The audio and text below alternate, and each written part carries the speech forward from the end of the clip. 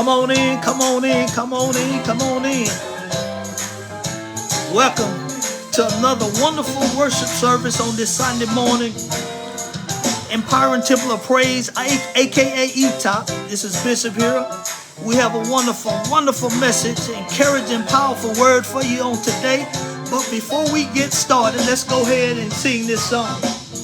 Let us hold to his hand, God's unchanging hand.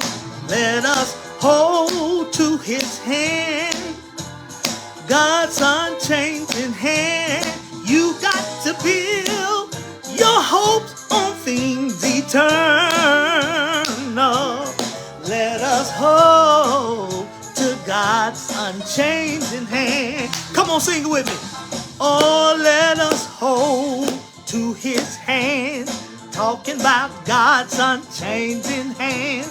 Let us hold to his hand, God's unchanging hand. You ought to build your hope on things eternal. Let us hold to God's unchanging hand. You ought to build your hopes on things eternal. Let us hold to God's unchanging hand. Yeah. Oh yeah, oh yeah.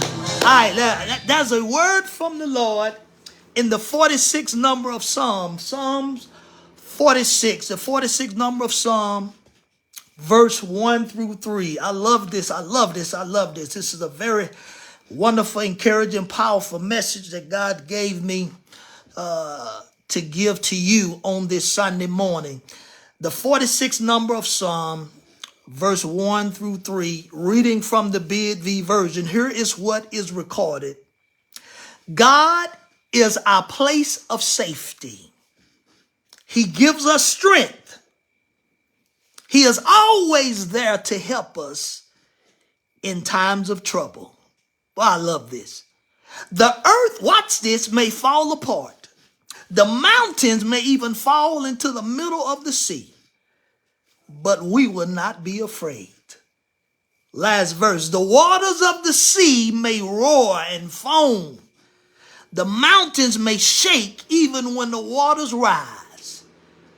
But the psalmist writes, but we will not be afraid. Y'all already know, using for a subject from which to preach. Don't be afraid. Why, Bishop? Because God got this. Yes, yes, yes, yes. Don't be afraid. God got this. So what do you mean God got this? He's in control, right? He never relinquishes control. He's always in control of every situation, no matter what we face, no matter what we run into. God got this. I know sometimes it doesn't feel like he does. I raised my hand, raised both of them. There are times when it doesn't feel like God is in control of our circumstance, that God is in control of our situation. There are times when it don't even feel like God is around. But God wants me to share this with you today and encourage you today and remind you today that he is always in control, even when it doesn't feel like it. Help somebody, Bishop. I am. Even when you're going through the lowest points of your life, God said, remind them, Bishop, that I'm in control. I know what's going on. I see it. I'm watching. And as the psalmist writes, I will always be there to help you in times of trouble. Oh my goodness. Oh my goodness. No matter how much money you have, no matter where you live, or no matter who you are, you will have some difficult times in this life. We should be aware that we are living in the last days. How do you know, Bishop? Well, just think about all the things that are happening. It's coming to fruition because the Bible has already prophesied about the things that are going to take place. And they've been taking place one by one, 2 by 2, 3 by 3. All these things that blows our mind, it really shouldn't. Why? Because the Bible prophesies about all the things that will come to pass. Watch this, before Christ's return. Oh my goodness. I know some of them are mind-boggling because we are still living in the days where you used to think churches were safe. We're living in the days where churches are no longer safe, where you got to have armed guards standing at the doors of the church to keep crooks out and criminals out and evil out. And yet, folks sometimes don't believe that we're in the last day. We're living in the day and time where not only do you have to have security at churches, but you even have, let me help somebody, preachers sleeping with deacons' wives. That came to me just the other day when I was watching something that court show. And you had the audacity to have a pastor who was just being honest. I love the honesty, right? But it still bothers me when folks do wrong, know it's wrong, and then have no problem with doing wrong. Oh, my goodness. And here's the deal. If you don't claim to be a Christian, I can understand that, right? I can understand your mindset. Doing wrong, know it's wrong, and have no problem with doing wrong. Why? Because you ain't a Christian. You ain't godly. You ain't thinking about salvation. You are probably atheist. I got that. But the fact that you know it's wrong, you do wrong, and you don't care about what nobody say about the wrong. I don't care about what nobody say about the Bible. I don't care what nobody say about God. I'm just doing what I'm doing, and it's me. I got you because you ain't a Christian. But for those of us who profess to be followers of Jesus Christ, if we do wrong, it should affect us. It should impact us. It should bother us. That's what the Holy Spirit does. It serves as an early warning device or a present detector of something being wrong with your actions or your verbiage. If you cuss somebody out and you don't feel the same about it, then your walk with Christ ain't the same. You be like, but Christians don't cuss. That's a lie. Christians do cuss. But when they do, they should feel a certain way later on because the Holy Spirit bothers them about that thing. We got 10-year-old. I know y'all heard the other day about the 10-year-old that was I think she was 10. That the FedEx driver took. Talking about he accidentally hit or ran her over at the FedEx truck. Let's say that's true, but she wasn't dead, so I decided to kill her. That don't even make sense, right? It's evil. This is the last days. Then I was reading earlier this morning that the postal carrier, man delivering mail, got killed. You can't even, there's nowhere you can go that evil ain't present. And that's why God reminds us today in this passage that he's an ever-present help. He's always there in the times of trouble, but we got to do our part and be watchful everywhere we go. People are like, you scared? You don't supposed to be scared. No, I ain't scared, but I'm watchful. Yeah, Bishop, you carry? Absolutely. Everywhere I go. Well, you scared? No, I'm not. I'm watchful. Yeah. See, God don't want us as Christians to be fools. He didn't make us out to be fools. See, some people get it misconstructed when we say we are Christians, right? I'm a Christian, but you got a 9 on your hip. And now 45. I carried the 9 the other day. Why is that? Because I'm a Christian and I love God and trust God. And if I ever have to use it, I'm going to be using it in the name of God. So whatever happens after that is because God allowed it to happen. It ain't going to be me. Here's the deal. We got to understand that the life that we're living in right now is getting shorter and shorter. People used to claim or believe that 50 is middle age. Who told y'all that? No, when you get 35, that's middle age. Why? Because the Bible teaches of 70, which is 70. And there are a lot of folk who die at 60-something. You read it, look it up. I've been watching it here for the past, 3 months or so. Looking at it, we were talking, me and the first lady, about relatives that passed at 60-something. Didn't even make 70. That's why it's so obvious that 70, the Bible say you are blessed. And if so happen that you even go higher than that, 70, you are even super blessed. But there are folks not making it to even 70 because of what the world by which we live in. So if it's ever a time to get closer and closer to God, now is that time because of all the craziness that are happening. You got folks going to bingo just to get high. They ain't going to say bingo and press the dabbers. They using the dabbers on the bingo and they sniffing it and mixing it up and getting high off of it. And y'all think we ain't in the last days? Come on, somebody. Hurricanes, tornadoes, and earthquakes, the Bible says, will be in diverse places. earthquake usually just happen on the West Coast, right? You be like, whoa, California, I can't move to California.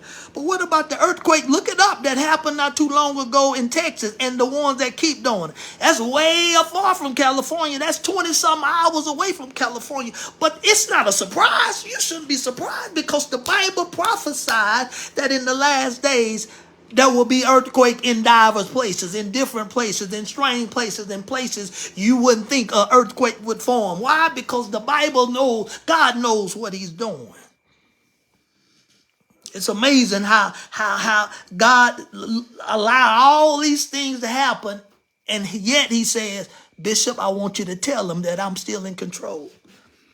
I don't want them to be afraid when they see all these things happening and wondering what's going on because I'm in control. I don't want them to be afraid. Remind them to not be afraid because I got this. I know what I'm doing. I allow things to happen, but at the same time, I give them strength to get through a lot of stuff I allow in their lives. Help, Bishop, I'm trying to. Got teachers sleeping with students and waiting till they turn 18 and marrying them. Come on, somebody. It's a crazy life that we're living in. 10-year-old people getting pregnant. You're like, what? Yeah. And you got a great-grandmother at the age of 42. How is that? How do you got to, folks sometimes don't be parents until they get close to 40. But you got a great-grandmother that's 42. That don't even add up, right? That means kids had kids. And it affect the family. It's like a mockery of the family. And I don't understand that except for the fact that God allowed stuff to happen. And he wants us to still trust him. I don't understand the fact either because we're in the days right now where it's getting hard for me to witness to folks about Christ and God. Well, what do you mean, Bishop? I know some of y'all thinking, right? What do you mean getting hard to witness about Christ and God? Well, let me help you because I know you asked me about that. We're living in the days where there are folks who claim Christianity, right? Claim they're so-called Christian. I'm a Christian, I love God, and I believe in God. And they say that with the mouth, right? And in that same mouth, they spew hate. They hate Jews, they hate black, they hate gays, they hate lesbians, they hate anybody that don't conform to their mindset they hate, but they claim that they love God. I don't understand that. And here's the thing. These folks know they lie all the time, and yet at the same mouth they say they love God. God say you a liar. The Bible speaks of if you can't even speak to your brother and you claim you love me, you a lie. And that's what a lot of so-called Christians are doing these days. They are claiming to hate certain people, but at the same time loving God, and they believe that nonsense. All this election fraud that they claim that are happening, and it's not happening. And they done filed the courts, and the courts saying, stop lying, it ain't happening. And yet they believe it. And here's the worst part. They come into this prayer group, right? This is why it's making it hard for me to witness. Because these so-called Christians go into these prayer groups, and they all on the internet in this prayer group, yes, God, and you going to open up and show that the folks done cheated the election, and we claim it in Jesus. And I'm like, oh my, what are y'all doing? And then there are folks that may be on the borderline about trusting God, not trusting God, and they looking at this mess. And they're looking at this nonsense. And then when I say, hey, man, won't you come to church? Oh, man, I don't believe in that nonsense, man. All this stuff going on. This is why it's getting hard for me to witness to somebody, right? The best witness I can do is my life, right? Which is good. But when I start talking, it affects folk who are kind of wishy-washy because they are seeing these so-called Christians lie all the time, cuss folks out, hate certain people, and then say, I love God. God say you're lying. You stop lying. And he want us to understand that, yes, he'll allow no folks to lie. And all that stuff gonna come out. But he still want us to trust him. Don't trust man. Don't trust woman. Trust God. You like, well,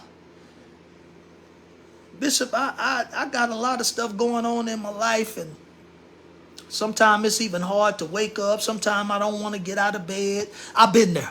Sometimes I don't even want to go to work. Been there. So sometimes I just don't even know what to do. I stop eating. Been there. It's hard to sleep. Been there. So what should I do? Same thing I did. Trust God. Yeah, everybody say trust God. Well, I mean it.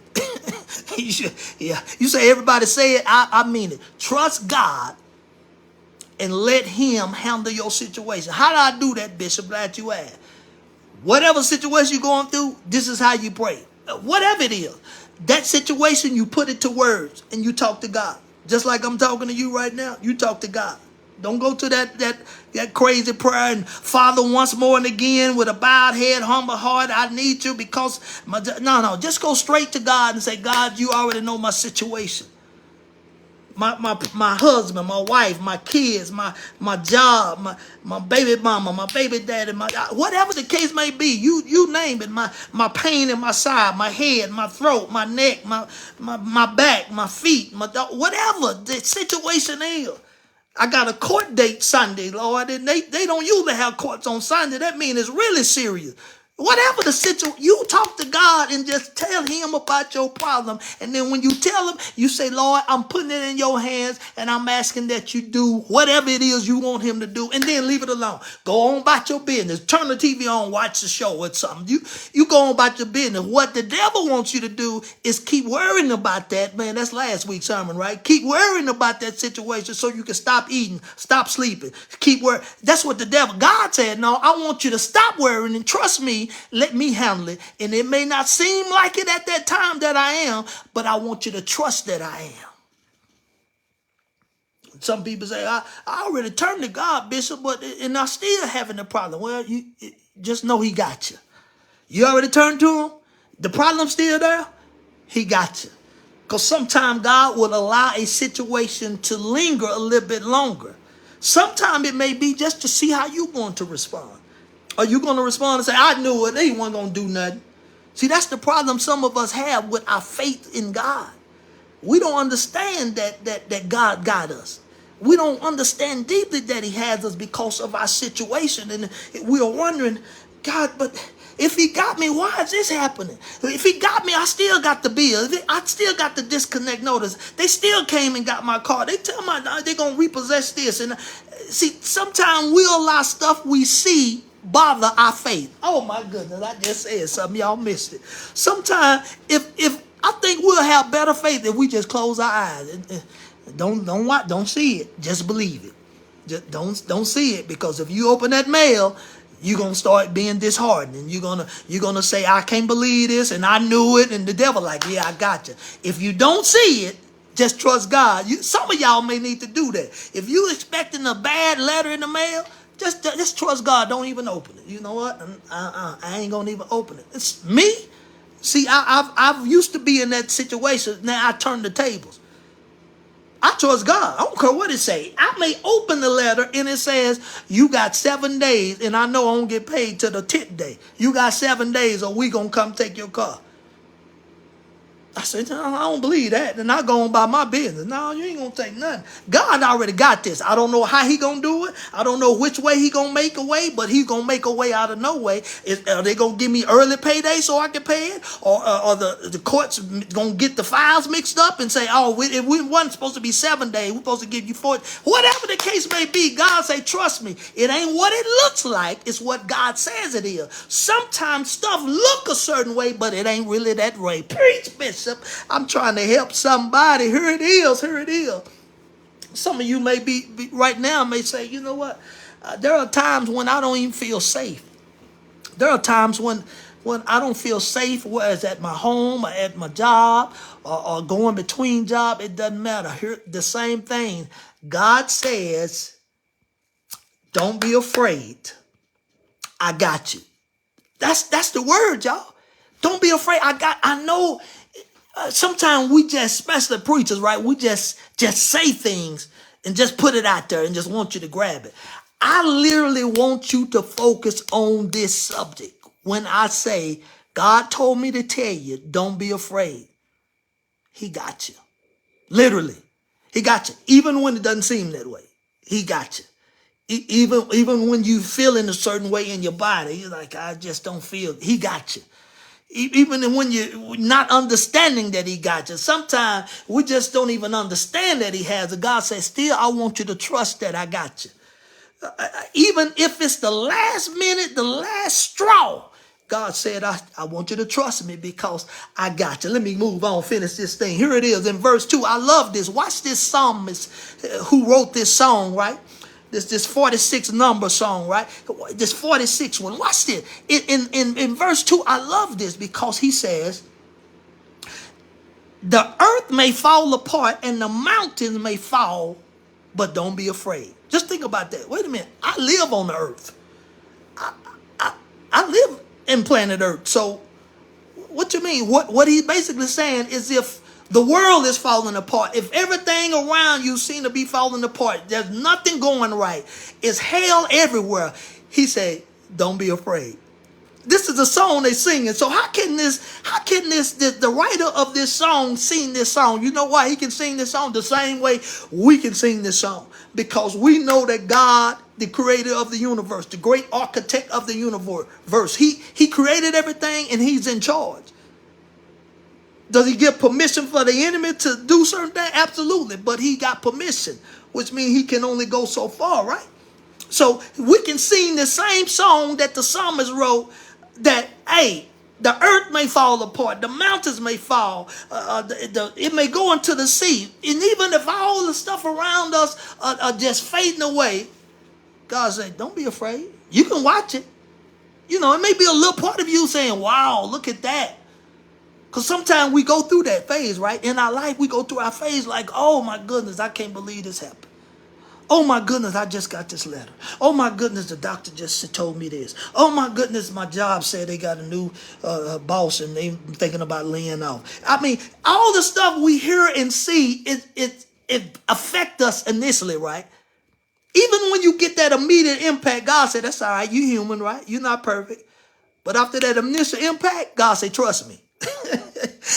After you get the initial stun, right? Oh, my goodness. Oh, I can't believe. After that initial astonishment, he said, trust me. Because everybody go through it. I promise everybody goes through the stunning phase where you get popped or mind blown by seeing something or hearing something that affect your life, may affect your loved one's life, may affect your children's life, may affect your best friend's life. Somebody that's close to you, you will go through that initial astonishment phase. But God said, after the initial astonishment, I want you to trust me because I got you. I want you to trust me because I know that I allowed that to happen and I got you. I already got things working out for your behalf or for your benefit. You just don't see it yet. I want you to trust me because I got you. Don't be afraid. It's easy to say, I got you. I know God got me. But I'm just going to do my own thing. God said, no, that means you don't know I got you.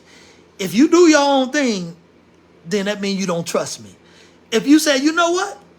I believe that my boss ain't going to fire me because he's going to lay off 5 people and it's only 10 of us. I'm going to be the one of the 5 that he going to keep. And then God said, that's good, you trusted me. Now, if you want to do your own thing, say, I'm just going to make sure that I'm one of the 5. So you go and you threaten the boss and you take your 9 in there and say, hey, I better be one of the 5. Just let you know because I trust God. God said, that ain't it. You don't trust me. You doing your own thing. Trusting me is I'm going to go on about my business. I ain't even looking for another job because I'm going to be one of the 5. God said that's the type of trust he wants us to place in him. The trust where it says, I don't go by what it looks like, what it seems like, what it appears to be. I'm going by my faith in God because he has to come through for me, one of his children. I love God. You don't love God? What's wrong with you? Let me move on. I love this, right? Because the one who controls the land and the sea is the same one we trust in, who can handle every situation around us. We need not be afraid. He just say, trust him. That's the message for today. Let me get through with this because I want you to know God got you. Whatever you're going through, whatever you are facing, whatever, especially we in the Christmas season, just left Thanksgiving, right? A lot of folks were going through the ups and downs. You know, family wasn't the same. Things were different. It just didn't feel the same, didn't feel right. You know, you were wondering who should I go this place for Christmas? Should I do this for Christmas? Should I have people over for Christmas? Well, not then. Well, last year this happened. I mean, it's a lot of pondering and wondering what's going on. God say, trust me. Here's the deal. A lot of time we don't do that. Here's what we do. I'm just going to do something, make a decision, and then if it doesn't work, then I'm going to go to God and ask him to comfort me. God say, well, you didn't have to be in the situation in the first place. Had you come to me, I would have told you, no, that don't go over there. I would have told you, no, that's not the present environment I need you in at that time. We got to ask God and seek his guidance in the beginning before we pray, make a step or two. Before we make a decision, before we choose, we need to go to God and say, God, I'm asking for your guidance. Should I invite them? Should I go over to this place? Should we have this gathering? You got to do that. And if you do that, you will never be wrong, right? You will be in a situation where you'll be like, oh, man, I'm glad I asked God. Oh, I'm glad. If I had done it without seeking God's guidance, I would have been in a bad predicament. Here's the deal. Some of you, I'm going to leave you with this, are in a dark place, right? Thank you, God. Some of you are in the dark place. I'm going to leave you with this. This is it right here. Some of you are in the dark place, right? Darkest time, your darkest hour, where you just don't even feel like doing nothing. Here's the word for you. Carrie, here's the deal. If you're in that dark place, remember this. You got to have this mindset that although I'm in a dark place, I consider myself planted, not buried. You missed that. Let me say it again. Those of you who are in the dark place, because God say, don't be afraid, trust me. He wants you to trust him. When you're in that dark place, put this mindset on. Although I'm in this dark place, I consider myself planted, not buried. Because when you bury it, that's it. When you bury it, it's over. When you are buried, it's done. But when you are planted, yes, you are still in a dark place. But when you're planted, you're about to sprout up. When you're planted, you're about to blossom into something better. You're about to blossom into greatness, right?